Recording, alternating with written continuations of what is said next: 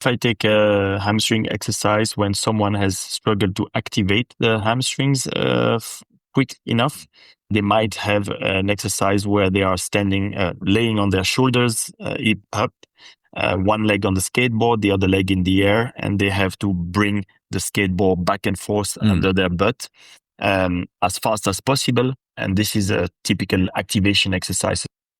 That was Laurent Meuwley, and you're listening to the Just Fly Performance Podcast.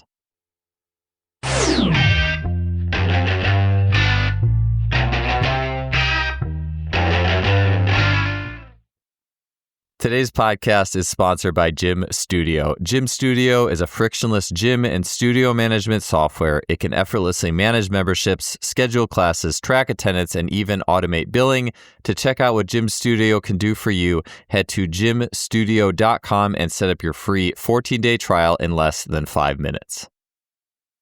Welcome to another episode of the podcast, and thanks for being here. This week's guest is Laurent Meuwley. Laurent is the head coach for sprints, hurdles, and relays for the Netherlands track and field teams. He's a former Swiss national coach and European Athletics Coach of the Year, and he has guided athletes such as Femke Bol, Lieke Klever, Nadine Visser, as well as the successful Dutch sprint relay teams. On this episode, Laurent talks about speed building on the level of the weight room, resisted and overspeed training, speed and speed endurance concepts, individual training factors. This was an awesome conversation. I really enjoyed this podcast, and let's get on to it. Episode 459 with Laurent Meuwley. Laurent, welcome to the show. It's great to have you here. I've been looking forward to this conversation for a long time since I read I think it was a Friday 5 that Simply Faster put out, but I'm really excited for our conversation today. Yeah, me too. Thanks for having me. Yeah, I know I had asked you just this briefly before we pushed record, but I'm always curious, especially with track and field and working the sprints, but what was your background as a track athlete? So what did you do and what got you interested in coaching? I've been doing a bit of all events, decathlon, but I was not really a high-level athlete, national level. I was better in the running events. I've been doing also a little bit of middle distance as a under 18. But I started actually coaching in track and field already with 18. Yeah, I think Vern Gambetta was pretty similar in that he was he picked up decathlon, I think, in his 20s, and on probably not the national or elite level, but even myself, I haven't done the decathlon, but just learning all the events separately at some point, I feel like is so beneficial. And it a little bit makes sense because the first question I wanted to dig into was things that are more universal, whether it's you're listening and you're a track coach or a strength coach, or you're just interested in human performance.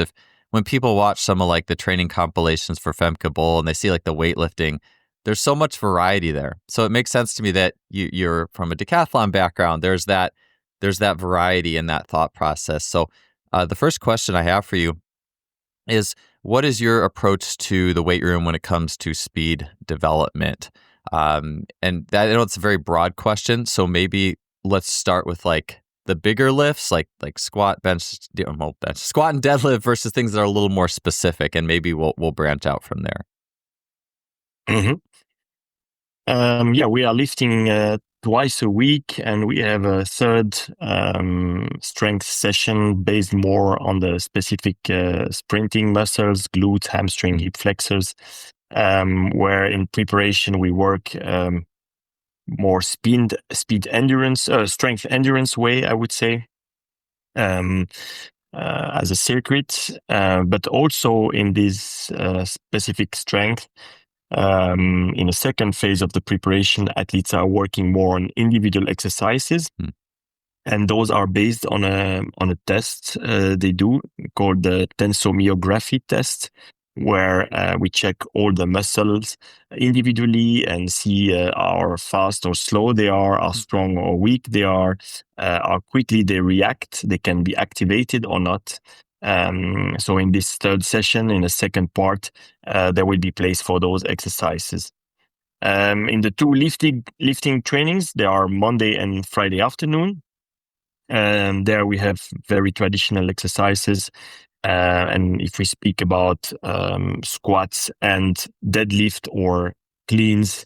We go from full range of motion, so deep squats, power cleans from the ground, or deadlifts, even with the athletes being elevated to start really in a deep angle, to work on the whole length of the muscle, and progressively week after week or month after month, we go to more specific angle. We go to box squats, box cleans, to finish in quarter squats, power squats, and hang cleans.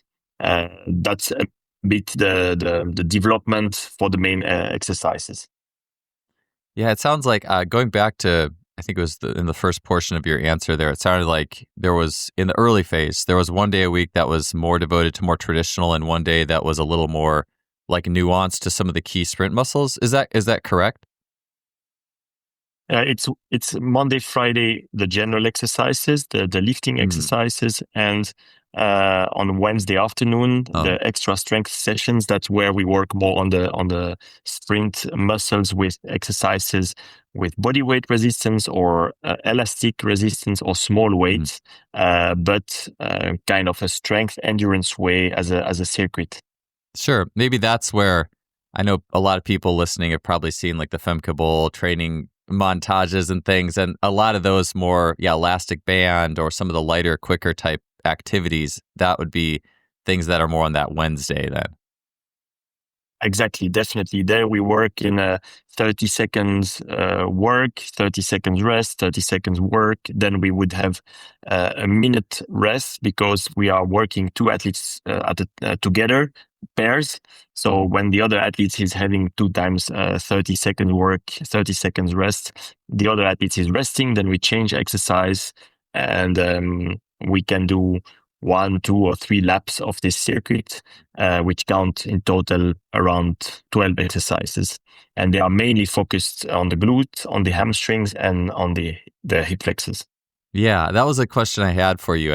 And so with that day, I remember I've seen actually I took a screenshot of this a long time ago. It was before we had signed up for this podcast slot, but it was like a cross behind lunge, but like a jump version that Femke Bol was doing, where it's like a speed skater, but there was like a forward travel to it. And I was like, that's got to get the glutes pretty good. And so I had saved that to try that out.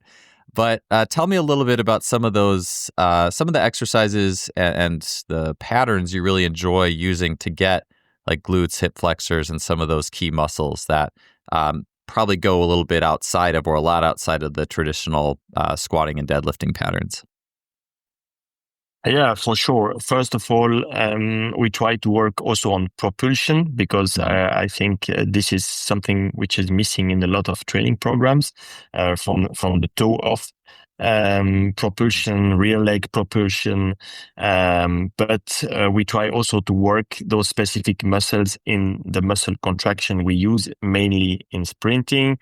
So that's for the hamstring, isometric, eccentric a bit, and not a lot of concentric work, and same for the hip flexors. And basically in the usual exercises, in the lifting exercises, you're also going to work some of those muscles, but always in combination. So it's always a chain which is engaged. And in this circuit, I try to focalize more on one muscle, to work really more specifically. And also when you have some disbalance between muscles, if you do general exercises, the tendency is that the stronger muscles, or the one who are activating better, they are overtaking to the others. So sometimes it's also good to step back from those chain exercises to focus more on one muscle. So that's what we are doing on the Wednesdays. Sure.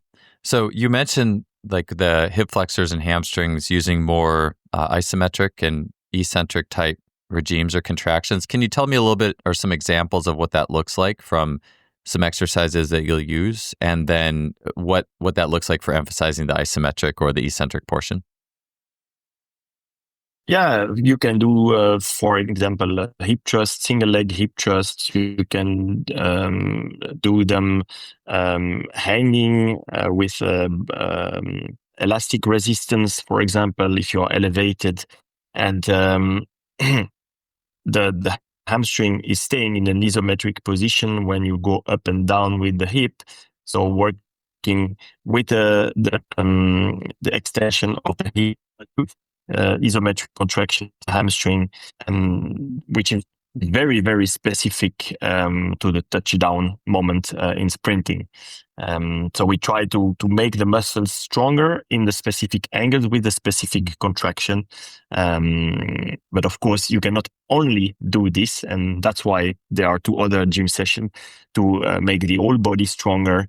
But of course, generally those exercises are less specific to sprinting because you see high jumpers doing them, you see hammer throwers doing them. That means they are not really specific. Therefore, you need an extra session which is tailor-made for sprinters. Yeah, that exercise you described reminds me of things that I'd seen out of the old Soviet manuals with like the special strength in Yuri Verkhoshansky, where they're like holding actually the single leg Russian hanging hamstring. Yeah. I'll have to put that in the show notes. It's funny how, I mean, I guess pendulums go in the sense of what I think people see a lot of times and are familiar with. And yeah, I would see those in the books and think, that's really cool. I want to try that, and maybe I would, maybe I wouldn't, or try to set it up. But I like, it makes all the sense in the world, and especially doing it from that like isometric, making sure you're not letting the strength seep through the cracks and making sure that athletes are well-rounded. I was thinking about the hip flexor exercise that goes with that too, where an athlete's hanging from a bar and their foot's on something, and then they have like a kettlebell on their foot to train the hip flexor. With the hip flexors, do you do anything like that for holds, or is it a different setup when you try to get the hip flexors going? We do more cable exercises. So the athletes would sit on a high box, not to touch the ground, having one leg holding the position on the box and the other leg starting in full extension in the back and bringing the knees forward. For hip flexor, I like the cable exercises or the band exercise a bit more for the variation concentric, eccentric. Because obviously isometric is not really interesting for hip flexor. That's not something which is very specific to sprinting. Yeah. It's interesting to think about that with the different phases and the different muscles, like hamstrings versus the job of the hip flexor. Yeah, because a lot of strength programs are thought in terms of which muscles are specifically used for the movement, but we also have to think in which kind of muscle contraction, which muscle, what kind of muscle contraction is then used. And for different muscle groups, it's a different contraction. It might be concentric for some, eccentric for others, isometric for some muscles. So in the specific work, this needs to be taken into account. Yeah. That's interesting to think of. I've never actually heard it put that way for those muscles, but it definitely makes sense to me. Direction is also important. The direction of the force is also important, because if you work only vertical, it's also not really interesting, because in sprinting, would like to go forward. So the direction of the force is also important. Yeah. I wanted to, with the gym, I wanted to get into, you mentioned the tensiomyography or TMG, and I'm curious of how you individualize. So after that general phase and you start to say, okay, well, here's some needs. I'm curious what those needs are. So what directions you might go with different athletes. I also kind of want to jump ahead and get into the diesels and flyers, like the more slow twitch or fast twitch type thing, like that kind of idea. But whatever you want to include with, where do you go with the individualization piece for athletes in the weight room? So the tensiomyography is completely individualized, because every athlete get his set of exercise depending if he or she has a slow biceps femoris or a weak rectus femoris, or too strong soleus that needs to be more stretched to perform more. So when they get this report, they get their own exercises, and there is space before the strength session for those exercises, or after 6 or 8 weeks of preparation on the Wednesday afternoon. Like, for instance, yesterday, we've been doing 25 minutes general strength, where they had some bench press, some pull-ups, hip flexor, propulsion for the rear leg, some core exercises. And then in the next 25 minutes, they had to do their own individual TMG exercises. And in the last 25 minutes, we came back together to do the skater jumps, hamstring jumps, like we call them. So you put your hamstring in an isometric tension, and then you do a small impulse from the ground. And that was the 75 minutes of training. So there was a part really individualized, and there is in the warm-up of every gym session, they do 15 to 20 minutes of their individual exercises to work on their weaknesses. What I want to ask you about propulsion, but let me ask you. So some of those, like you mentioned, like the soleus length and things like that. What does some of those exercises or individualized or corrective based on the TMG look like? Like what might an exercise based on what my muscles are, what it's saying my muscle structure is, what does that end up looking like?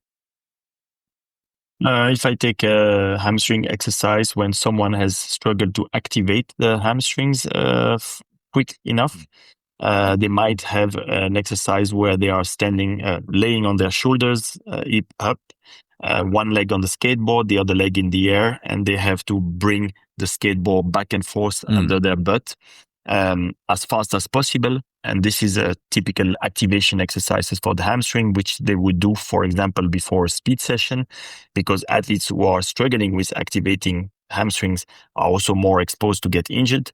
So we want to activate, to fire those hamstring before session to prepare them for the session. That's a typical TMG exercise. And you have athletes who are having too tense hamstring. It might be at a moment of the season. That's why we repeat these tests 3-4 times a year. Or it can be just a weakness that they are always tight. You see a lot of sprinters who are having a lot of fast twitch, and then they are also having usually very, very tense hamstrings. They more need to roll them, to work on the fascia, to do stretching, to prevent injuries. So it's really individual. Yeah, so a fast sprinter, they're activating their hamstrings a bunch in just going out and sprinting. So it's more like giving the hamstring more capacity, but someone who is maybe not as fast or doesn't have that quick hamstring twitch you're having to do. And it's like is that like oscillatory, the skateboard on the hamstring exercise, where it's like quick, or is it full range of motion back and forth, or is it different variations? I'm curious about what that looks like. If you work on strength, if you work on strength development or strengthening of the hamstring, it would be more full range of motion and a bit slower. And if you work on activation, it's a shorter range of motion, but really fast. Yeah. Interesting. Yeah, that's a really interesting. I'd heard about the TMG a bunch of times, but I've never actually got into it on that level. But it certainly makes a lot of sense. And I'm might sure be an interesting talk with one of the specialists. I can give you a contact. I think it could be a very interesting talk for a lot of strength and conditioning coaches. Yeah, I think so, and I think that's one of those things where, everyone probably has different ways to see that from the outside in different ways, based on a little bit more subjective, here's what my eyes see, here's how this feels for you, but to actually go inside the muscle and have that objective data, it's got to be really valuable. It's actually the most objective one, because if you get an athlete who is often injured and have, let's say, a hamstring injury, if you put him on the Cybex or Biodex test, isokinetic test, then the athlete is commanding the movement. So you never have an objective picture of what the situation is, because if the athlete is a bit scared or feels something, then of course the command between the brain and the muscle is not going to be full output. When you give an external signal to the muscle to contract, like it is with the TMG, you get a completely objective response. So that's what I think is very interesting in this testing. Yeah, that is interesting. I don't want to get on a rabbit trail at all, but I've used a few electrical stimulation machines, and I know there's different types, but the type that I've used a bunch, but one that's more, I guess, advanced, although I think the Russians probably had it in the 80s and 70s, is the ARP wave or the Newbie stuff that's a DC current. I forget what the one in Europe is called because it's different. I know Jerome Simeon, it's there's a Compex, but there's also, it's like a TRQ or I'm trying to remember. Anyways, it's a thing where it's kind of the same thing. It gives you an external signal into the muscle, and then you can turn up the dial, and eventually the number, like when you turn up the dial high enough, the athlete's like, I can't take it anymore, and that's your number, and you can work with it that way. So maybe that's a different way of, I mean, that's kind of my way of working with it. I find that interesting, but I would imagine that even more so, you get an even more objective output with the tensionography. So yeah, I don't want to get too far into that because a lot of the higher end electrical stimulation stuff is not something that everybody has just sitting around. So I wanted to ask you a little bit about the propulsion piece. So you mentioned propulsion. Tell me about how you're working that for the sake of speed with your athletes, and maybe some more specific movements. I'm sure people have seen it if they watch the videos, but just describe a little bit about how you're looking to train that quality with your athletes. Yeah, first of all is to stand on the front part of the foot, if possible on the toes. Work first on ankle stiffness, because a good stiffness is a short ground contact and a good propulsion. And then we do a lot of exercises where we do a propulsion from the rear leg. It can be just to throw a med ball forward. It can be to have resistance with 2 power bands around the hip, and to do some split jumps with propulsion from the rear leg on a stiff ankle. It can be a clean landing and a front lunge on the box with a propulsion from the rear leg. I think all these kind of exercises are underestimated because the propulsion phase is really important in running and especially in sprinting. Do you use any of the, like Alex Natera's, like run specific ISOs where with like a force plate or a maximal push in any of the specific positions, or is it a little bit, does it tend to be more like what you described there? No, we are not using it. Yeah, I was just curious. That's kind of one of my own rabbit holes I've been digging into is just kind of getting into the, like, what does mid stance feel like with a knee bent a little bit, max push versus the leg straighter, and what's happening. So, yeah, do you have anything? So with the individual, so back to that, I am curious if, and I know we'll talk about this with the diesels and flyers, but athletes who respond differently on the track, like an athlete who is more of a high volume sprinter and they need more stimulation there, they need longer distances, or an athlete who's more of a short volume person and they thrive off shorter distances. Does that make its way into the individual piece in the weight room in the sense of maybe some higher reps or some lower reps, or do you just leave that for what's happening on the track? Gym is the only place where we don't do any adaptation in terms of profile. But of course, not all athletes are responding the same, for example, to hypertrophy. Sure. Some athletes are just looking at the bar or at weights and they already get muscles, and some others are working their ass off and they never get muscles. Obviously, more muscle is not always good. It's more body weight and so on. So the individualization in the gym is more to the way athletes are reacting in terms of hypertrophy. And some athletes would go a bit quicker away from max strength exercises, hypertrophy, to be more in a velocity-based training, more in power than in strength development. That's the only individualization. Sure. Yeah, that makes me, or reminds me of Randy Huntington had given a story of some athlete who just was so skinny, like couldn't produce enough compression to produce force and needed to do some level of hypertrophy or higher reps. I mean, is that something with athletes who, and obviously track athletes, especially the longer sprinters, very light by nature. There's not that much a lot of them need, but is there cases then where you do have that phase for some of those athletes and then higher reps to just get that for a period of time versus just shooting for the velocity? Yeah, especially after off-season, everyone needs a phase of hypertrophy. Yeah. Of course, athletes are losing muscle mass when they don't train for 4 or 5 weeks. So you need to build it up again. But after this first phase of, let's say, 4 to 6 weeks, depending the athletes, we would go into a velocity-based training in the gym or and focus more on power. Yeah, that's what we do in a hypertrophy. We are now since 2 years. Instead of doing a lot of sets with a lot of reps, we are working on the 3-7. I don't know if you heard about it.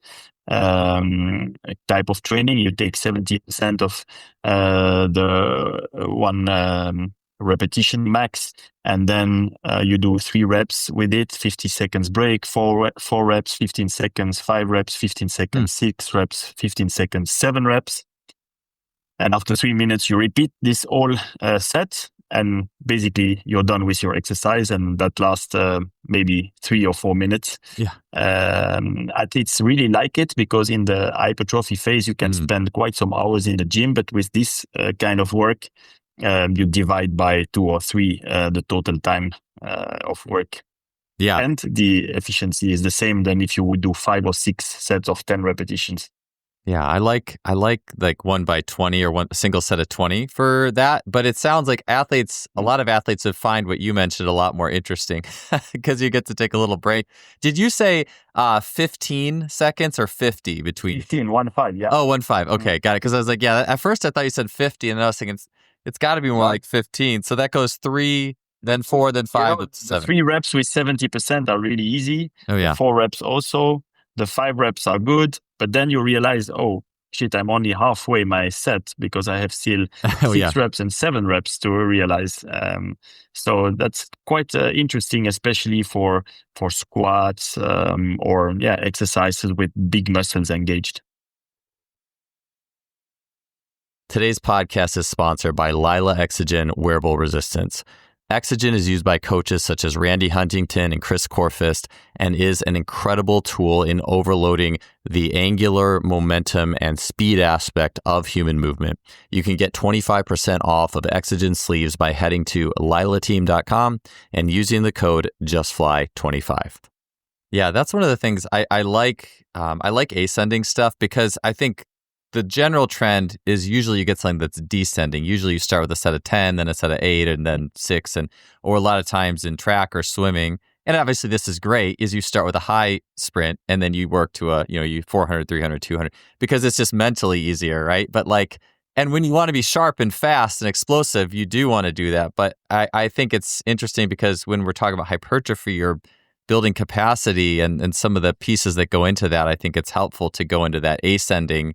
Like we're building. Let's start like with the foot in the door, especially something that's hard like that. Like it's almost like put your foot in the door and you do 3 and that wasn't hard. And the way your perception, it's interesting how to look in that in light of perception. Like you said, you get to the 6 and it's like, I'm only... And in a shorter amount of time, you get about the same feeling than you have with the supersets. Like if you do 6 sets of 10 repetition, of course, the set number 4, 5, 6, they are really tough to get to 10 repetitions. And it's the same feeling just within 2 minutes. Yes, exactly. I like to think of it too. Like you mentioned, like if it was 6 sets of 10 or something that's very linear, that's very boring from an attention perspective versus what you described. I look at that as it's almost like a logarithm where it escalates extremely quickly.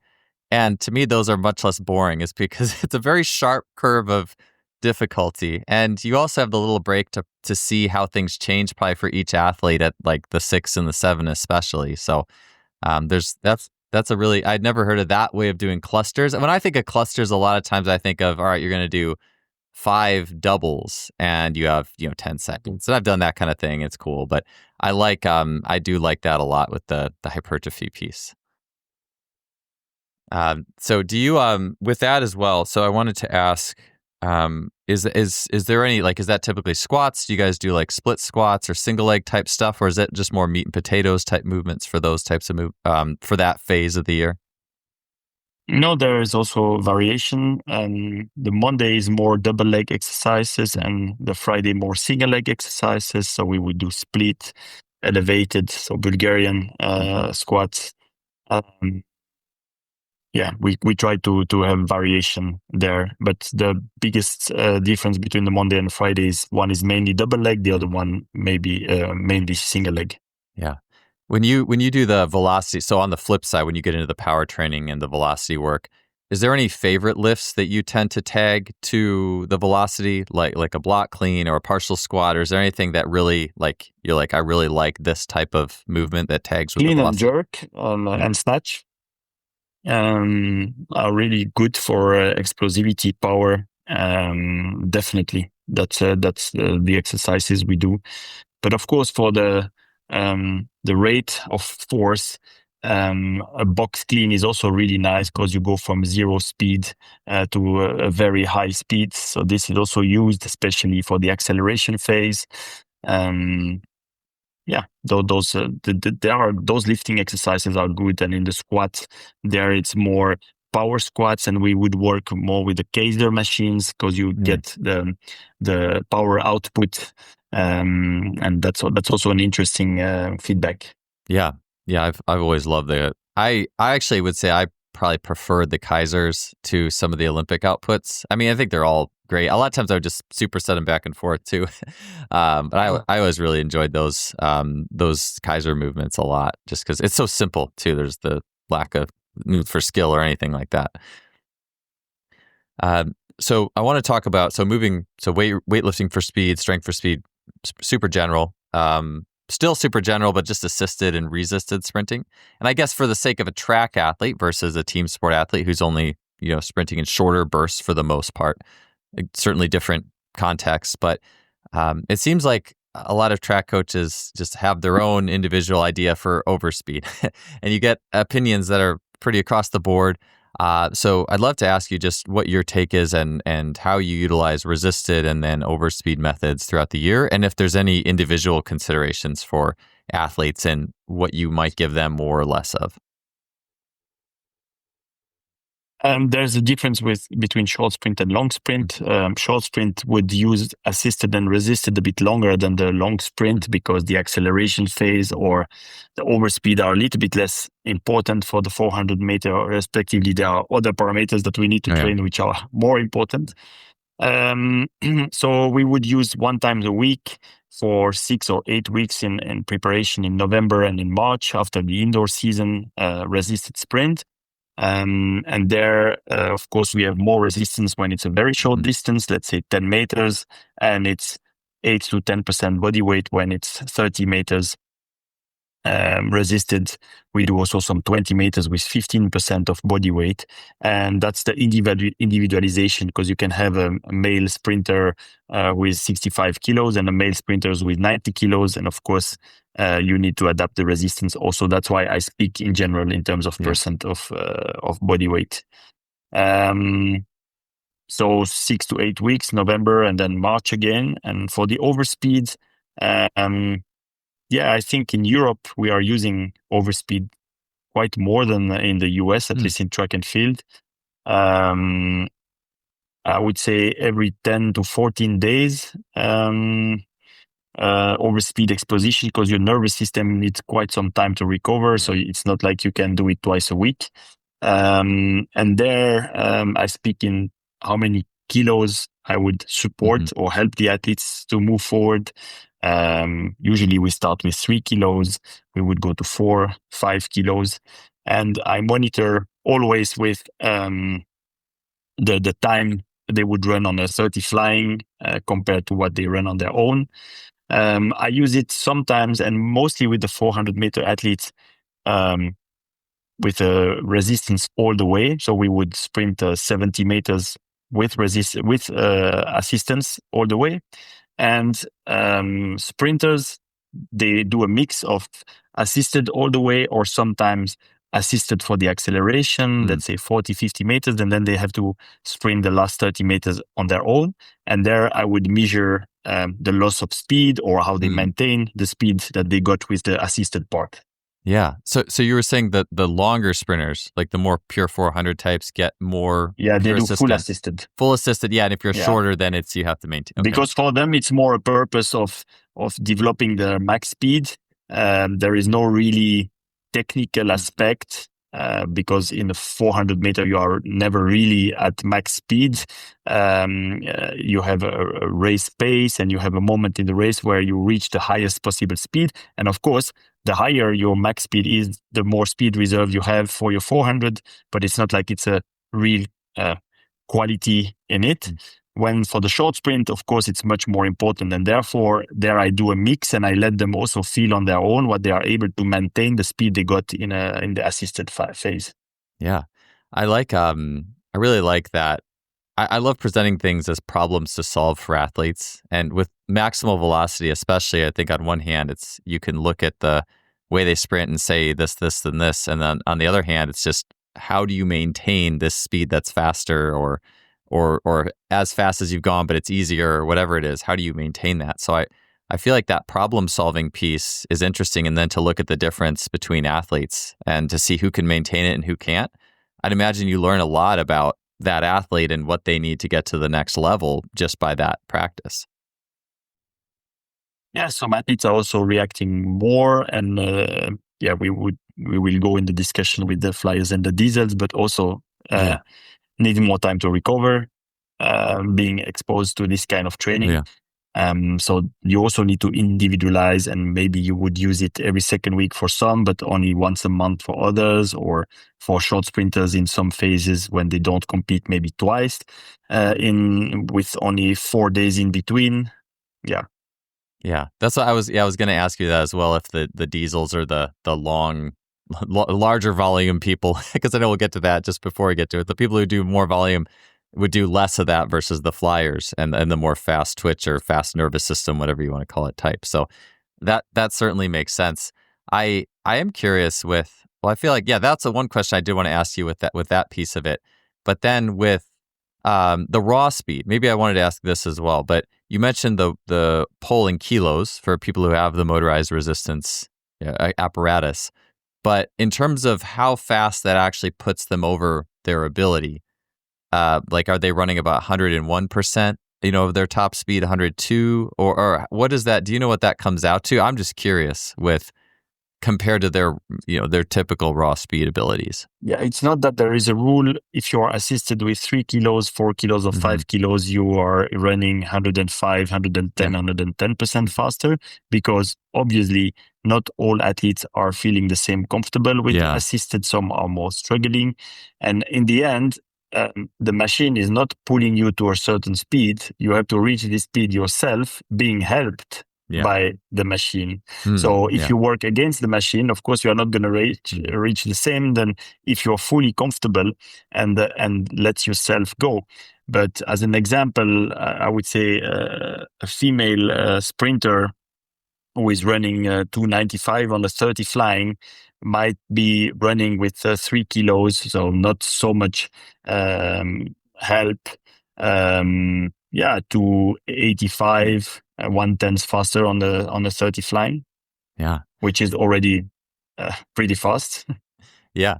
Why do you think? I will say too. I had one thought or comment. There is I've seen this done in long jump. I think it was Nélio Moura of Brazil, I believe, and it was like to have this setup is amazing. I mean, you have to have such funding and support of long jump and I guess triple jump too. But it's like a ramp downwards. And then right before you get to the pit, it flattens out. And so you get to run maximal and then it flattens out and then you jump. And I think that the results from that were jumps that are certainly have the potential to go farther than your typical jump. And you also have the jump in there, which I think is honestly probably sounds like a lot of fun. I do that. My driveway of the hill that my house is on, it's not a huge hill, but it's enough that sometimes I'll like throw a tennis ball down the hill and chase it. And then that hits the flat of the street, and I hope no cars are going. And then I'll just run and try to catch it, and it's just fun to feel my wheels. It's just like fun, almost the way a kid would have fun doing that stuff. But it's like it's just those things are just enjoyable. I wanted to ask you, Laurent, why do you feel there's any reasons that Europe tends to use overspeed more than USA coaches? I mean, I guess there's a lot of things that are kind of cultural, and you see what people around you are doing. I think that's interesting though. I'm not sure. Maybe we individualize some trainings more because, of course, this kind of training, it's taking time. Yeah. You need a lot of rest between 2 runs, and you have to pull the rope completely out again to let the next athlete run. And if you are in a college setting with 15 athletes at a time in your session, maybe it's also logistically too complicated. When in Europe, we try to have for this kind of session very small groups or individual athletes, and that might be a reason. But for the rest, I don't know. It's just an observation I have that I don't see a lot of US coaches. I see them doing a lot of resisted, but not a lot of assisted. Yeah, I would say that maybe they're also fearing injury. Yeah, I would say the generalization of the American way is a more muscular way. You like use more force. Yeah. So maybe that has something to do with it, but who knows? Yeah.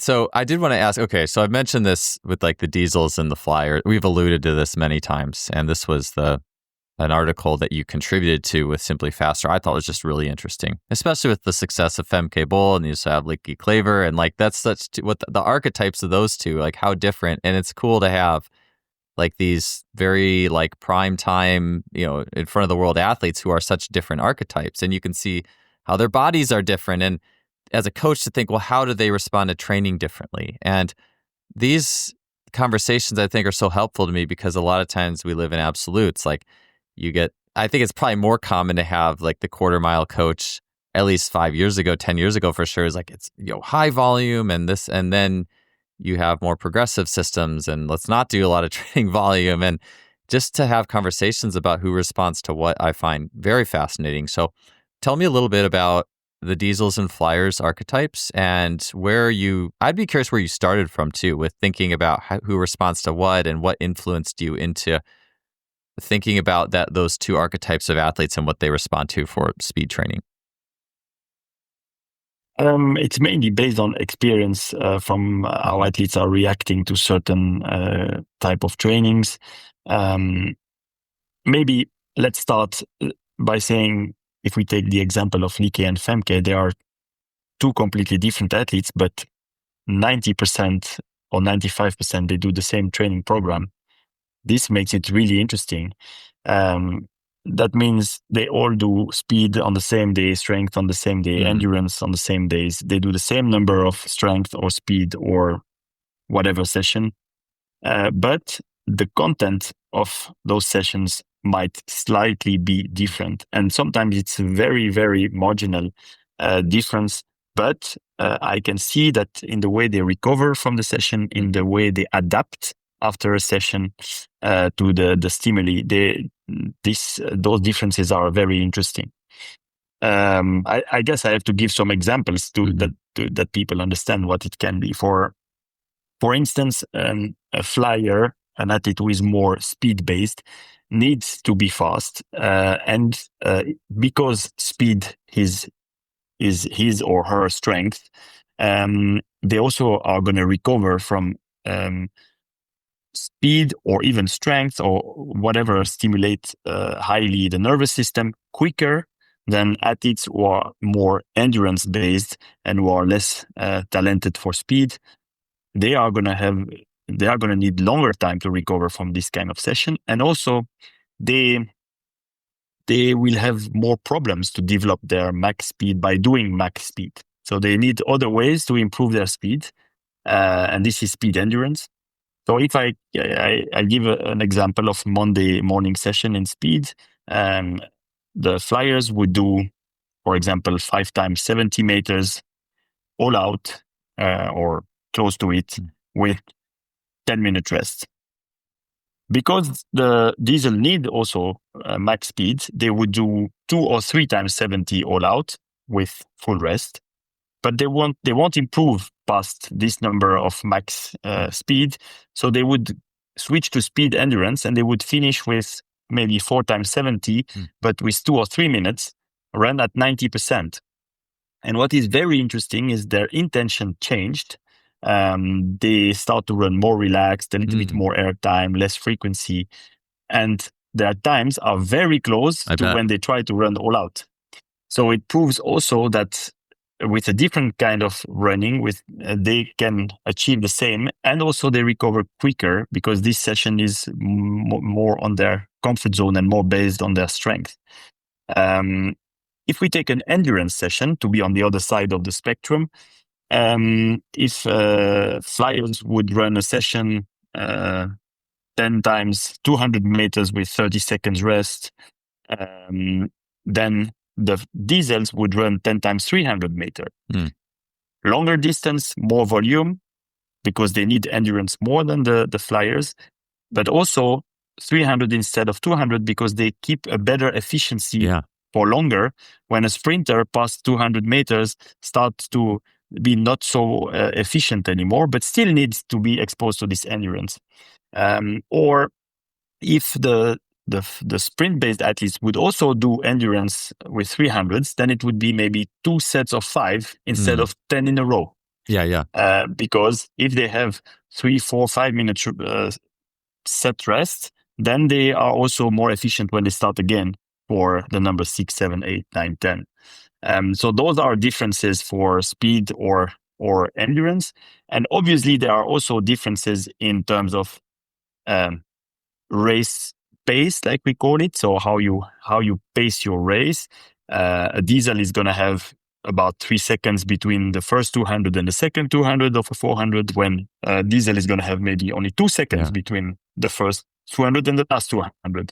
So one athlete needs to work on higher speed in race pace. The other one needs race pace also, of course, but needs to be stronger in the last part of the race. So we need to do some work which is more specific for the second lap of the race. Yeah, I like just talking about breaking that up. It reminds me of what you're talking about with the hypertrophy piece. And if you had an athlete who had like marathoner slow twitch genes, they could probably just do 25 reps and be okay. In some sense, they might enjoy it more. In some sense, if they have that mindset too. But it does. I think that's just such the art of coaching, is taking a chunk of work and breaking it up so that an athlete's perception and engagement and the way their system responds can just be a little bit better than if it was just straight work. And I think that's one of the easiest things to do, is just to throw out volume. But how do you actually go through that volume? And I like the workup for the diesels. It reminds me of, I would almost call it like the Lost podcast on this series. It was Phil London, who is a coach who he's retired now, I think. I recorded a show with him. I've been doing this. I always keep track of how long I do this podcast because how old my daughter is.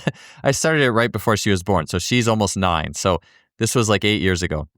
I did this podcast recording with Phil, and the audio just totally messed up, and I just never ended up releasing it. But Phil had really good 4x400 meters at the University of Minnesota with a bunch of like country kids running really fast times. And he had talked about something similar to what you said, one of his meat and potatoes, and I think he called them kind of like intermediate twitch athletes. I'm sure people who are more of that diesel type on average. Yeah, hybrid. And he had one of his things he really liked doing was, I always probably butcher the exact sets and reps, but it was something like 3 sets of 4x60 meters or 3 sets of 4x80 meters. And you only got a minute between those 60s or 80s, and they were pretty fast, close to 90 or whatever, in that range, pretty quick clip. And then you got 5 minutes between rounds. And he liked that idea for athletes who needed a little bit more versus someone who just would have a straight speed or something like that. And I just think it is interesting because I think we almost think sometimes that like a really fast twitch athlete, well, yeah, we don't want to have them do too much volume, of course, right? Because it's just not going to work. But I don't think it's thought of as much that someone who's more slow twitch isn't going to do well with a lot of like really short, intensive speed or strength. And I've seen athletes who have come from more of a distance background who change events and they start doing more high quality nervous system touches on the week in the sprints and jumps and lifting, and they get torched really fast. Like I see power go down really fast. And, of course you want to improve your capacity, but it does work both ways. And I think sometimes people don't understand that. And, it's like, I like Hank Krayenhoff's examples of, he's like cats and cows and he has different illustrations of what you're good at and you respond well and you can recover well to that. I really like too, it was, I think Raina Ryder had talked about Christian Taylor, the triple jumper, and how Christian could go run like 300s really fast and be fine the next day. But if he did top end work like fly 10s, it took him, I think, like 3 days or something to really get back to himself. So and Christian had such a structure for jumping. I mean, that guy was like a human kangaroo. And obviously, I'm sure a ton of fast twitch muscle, but maybe not as fast as a lot of other athletes. So I always enjoy having these conversations because it gives us, it's fun that we're different. It's fun that we're not all the same. Yeah, definitely.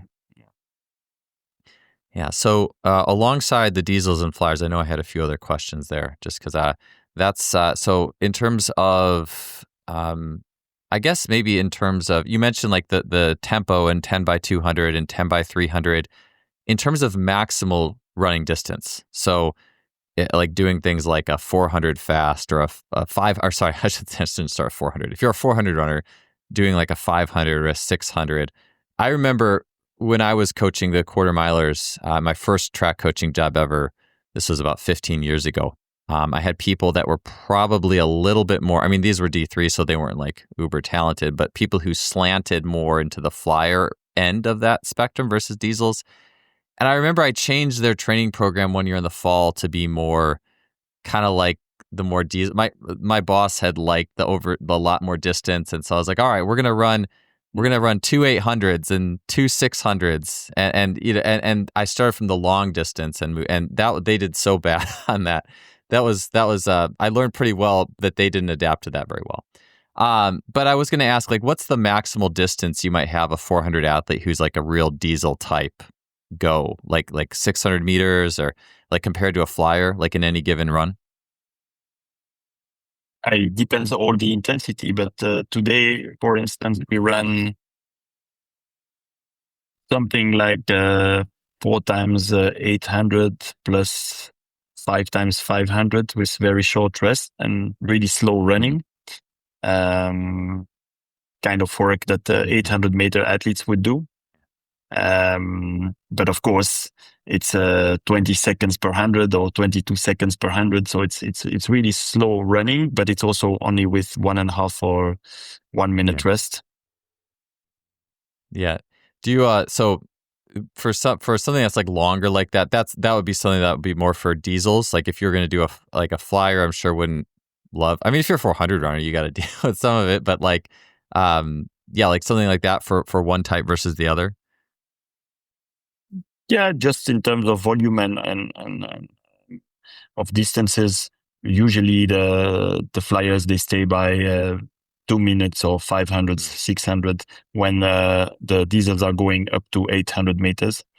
But they all run endurance twice a week if they like it or not. Yes, yeah, because that's necessary for the performance. Yeah. I mean, for a woman running 400, the aerobic system is responsible for about 40% of the performance. So we also need to work on those 40%. Yeah. And that's, I think, the thing with, like I mentioned, like if you get to one extreme or the other, if you get to the extreme of being too much on the short side, especially with 400 runners, I think it's easy to run into trouble. I mean, certainly you're going to have people that occasionally, maybe on the lower levels, can certainly get away with it. But it strikes me that to be a good 400 runner on the higher level, you have to be doing some volume of quality work there. Yeah, you have to imagine that Lieke and Femke, when they are at the World Championships or at the Olympics, they run up to 6 or 7 times 400 in 9 days. Yeah. So it's nice to perform one time, but very often you first have heat, semi-final before to reach the final, and maybe you had a relay before, you have a relay after. So it's also important to recover quick and to be able to repeat those performances in a very short time sometimes. Yeah, I know, Laurent, you had mentioned, I know you've mentioned this before, so it's not on the top of my mind, but like the flow of the week, because I'm curious how the flow of the week, like an average maybe off-season week or mid-season, like right before the season starts, and you're trying to manage the nervous system of a diesel and with not overloading them, but making sure that they're able to come back and be good for the next session. So, you had mentioned I know you'd mentioned your lifting days, the Monday, Wednesday, Friday. I know you've probably mentioned what speed days were what. I'm sorry if I forgot. But if you could touch on that, like how do you go throughout the week with the various speed and speed endurance workouts so that those athletes are getting what they need? And again, I know you mentioned the difference between the workouts themselves and the structures, but I'm curious how that week flows as well with that in mind. It's very easy. We train 2 times on Monday, Wednesday, Friday, and 1 time on Tuesday, Thursday, Saturday, and the Sunday is off. So it's a 2-1, 2-1, 2-1, 0 rhythm.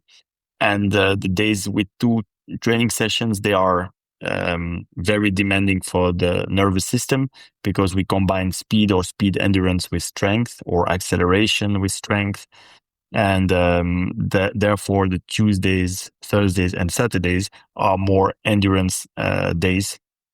I think it's better to have very demanding days for the nervous system, but then 48 hours in between, than to split speed and strength on 2 different days, and then to be working on the nervous system every day. Yeah, I think, as long as you don't overload the nervous system on a given day, you can always come back. I guess that's the trick of it, is you can do it. It's just how much and knowing how much you have to come back from. Mm-hmm. All right. So last few questions for you here. And then actually, really, this is the last one. And I think it's really interesting because this is something maybe, going back to America, our relay teams, 4x100 at least, a lot of drops of the baton. And I think it's interesting to think about, how do you build a team environment? And I know you've been a big proponent of the relays to build that. So I'd love to hear a little bit more about how you view building the culture and that team environment that fuels your athlete base, and how you push that in your group.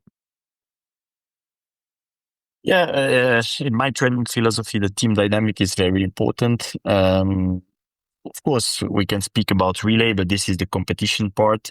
But first, for the training part, I think it's interesting to have athletes with different backgrounds, sometimes different cultures, because they are not coming from the same country, and for sure, different strengths and weaknesses, and to mix them, and that everyone can benefit from others. You will never have all your athletes at the best of their shape at the same moment. So it's always nice, and for the coach and for the athletes, to have the one who are in great shape to help pull forward the one who are a little bit more struggling.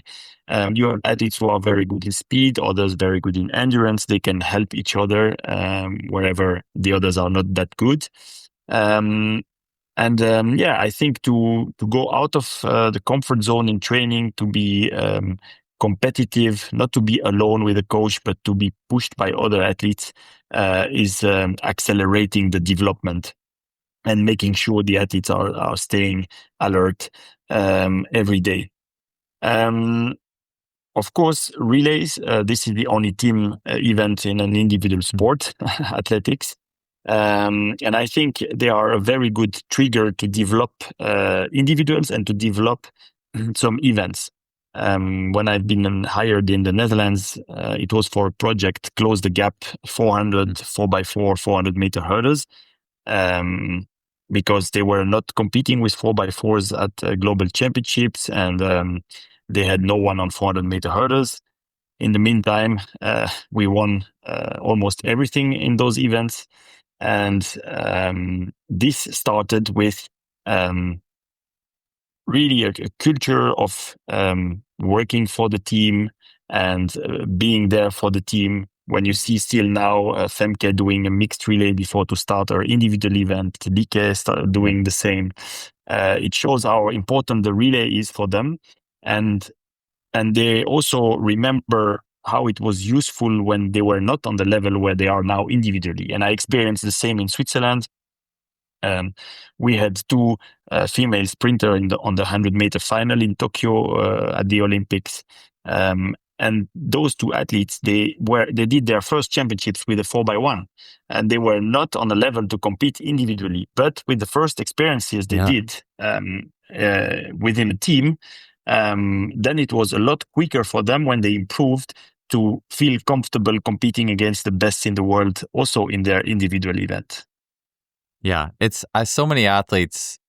They'll interview them about their career, and they'll be like, "This here was a defining moment." Maybe they were just at a big meet, but it's usually like a taste of that thing, and then they're just so motivated. And I think those environmental pieces. The longer I've been both coaching and observing great coaches and running this podcast, I am continually thinking about, what is this coach's environment like? What steps do they take to set forth a team environment? And I think a lot about swimming too. I'd spend a lot of time in swimming, and one of the most powerful meets like in the world is the USA NCAA Division I swim meet.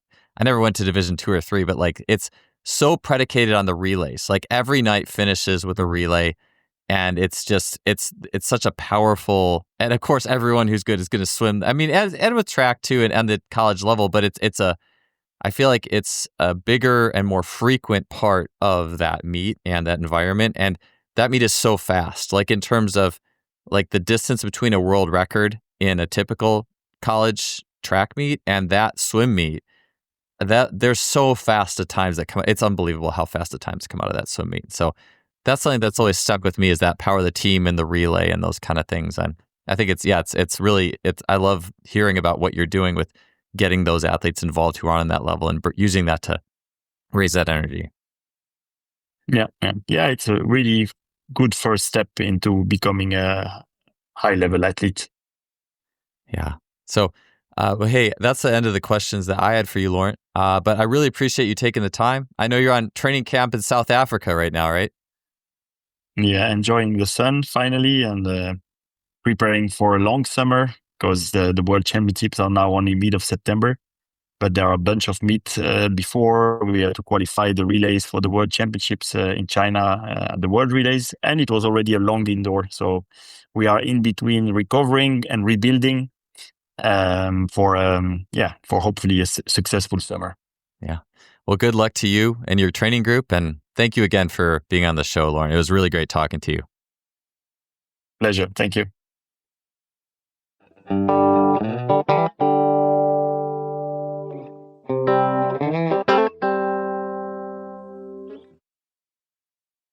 Thanks for tuning in to another episode.